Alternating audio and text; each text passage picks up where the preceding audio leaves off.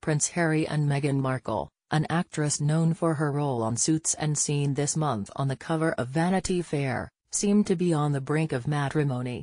The couple was seen for the first time at an official royal event over the weekend, the Invictus Games, which means an engagement announcement is likely imminent. But if he pops the question, I hope she doesn't accept. Not that it wouldn't be thrilling to see Prince Harry, 33, marry a biracial American divorcee who is 3 years his senior and a graduate of Northwestern.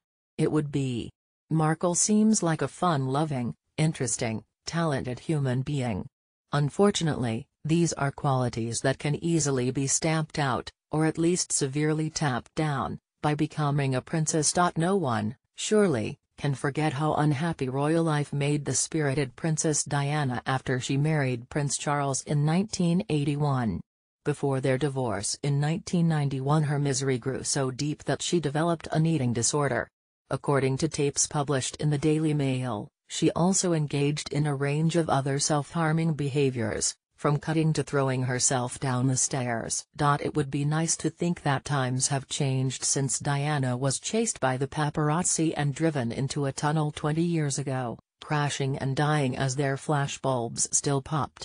You'd think the pressures of constantly being in the public eye, scrutinized by an invasive press, would somehow lessen after that shocking incident. Sadly, that's not the case. Chelsea Davy, who Harry dated for 7 years, told The Times that the spotlight she was under during their relationship was crazy and scary and uncomfortable. After that, Cressida Bonas and Harry split because she could not take the public scrutiny and being judged by total strangers, according to the Daily Mail. Markle has already been on the receiving end of abuse. Only a few months into her royal courtship, she was bombarded with tweets laced with racism and sexism.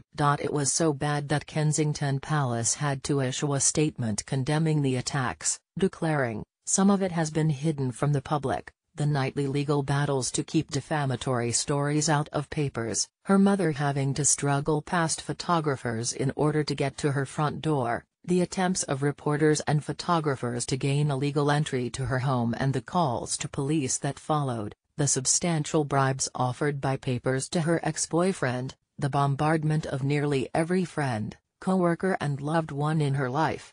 If Meghan does marry Harry, the harassment will only get worse. And then she will have no way out.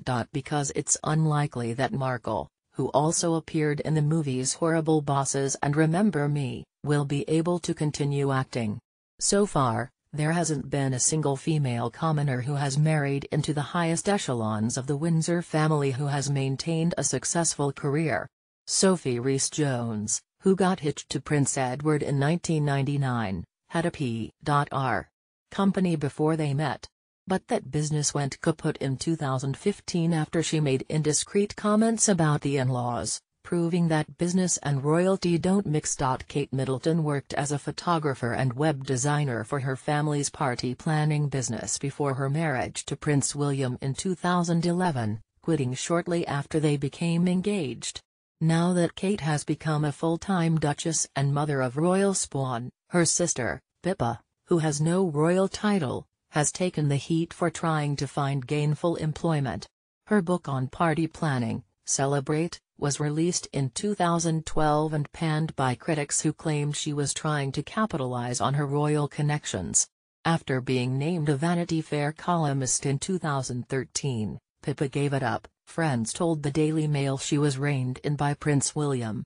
Today, Pippa no longer even writes a blog for her parents' business. Educated at private schools and shaped by Hollywood, Markle can't help but bring to mind Grace Kelly, another US-born actress and commoner who married into royalty.